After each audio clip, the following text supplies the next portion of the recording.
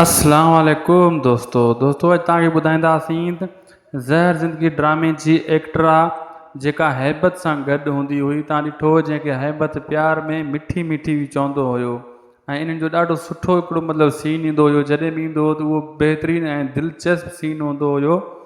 अॼु मिठी जी डिटेल ॾींदासीं तव्हांखे। मिठी जो असुलु नालो जेको आहे उहो बि ॿुधाईंदासीं ऐं मिठी जी जेका अगरि टिकटॉक आईडी असां वटि आहे उहा बि ओरिजिनल तव्हांखे ॿुधाईंदासीं। ऐं मिठी जेका आहे ज़हर ज़िंदगी ड्रामे जी एक्टर आहे, अगरि इन जो नंबर हुयो त इहो बि तव्हांखे इन वीडियो में ॾींदासीं।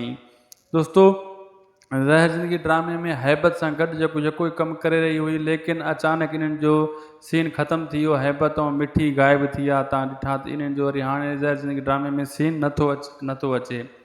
लेकिन मिठी जो नालो असली आहे अनीला नाज़ एक्टर आहे, ठीकु आहे न। अनीला नाज़ एक्टर्स जे नाले सां जी टिकटॉक आईडी बि अथव, वञी करे सर्च करे सघो था। 93,000 फॉलोवर अथसि, 1000 लाइक अथसि। ॾाढो ई बि शौक़ सां टिकटॉक ठाहींदी आहे, ठीकु आहे न। अनीला नाज़ एक्टर जे नाले सां हिन जी टिकटॉक आईडी अथव। असुलु नालो आहे अनीला नाज़ उर्फ़ मिठी, जेका ज़हर ज़िंदगी में हैबत सां गॾु हूंदी हुई। ऐं अॻिते बि अनक़रीब नए ड्रामनि में बि तव्हांखे इहा ॾिसण में ईंदी। ऐं इन जी अॼु डिटेल हुई असां जो तव्हांखे ॿुधाए छॾियूं।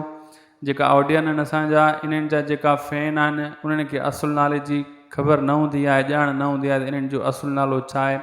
इन जे करे असां हिकु न ॿी वीडियो आणींदा आहियूं जंहिं अदाकार जी डिटेल मिली वेंदी आहे। असां हुनजी रिसर्च कंदा आहियूं, उन ताईं पुॼंदा आहियूं, राब्तो कंदा आहियूं ऐं ख़बर पइजी वेंदी आहे त पोइ जेको आहे तव्हां ताईं उहा रिसर्च करे उहा डिटेल रखंदा आहियूं, जीअं तव्हांखे बि ॼाण मिली वञे, मालूमात मिली वञे त हिन जो असुलु नालो छा आहे। अनीला नाज़ एक्टर जी तव्हां वीडियो साम्हूं ॾिसी रहिया आहियो। असांखे ॾींदा इजाज़त। ख़ुदा।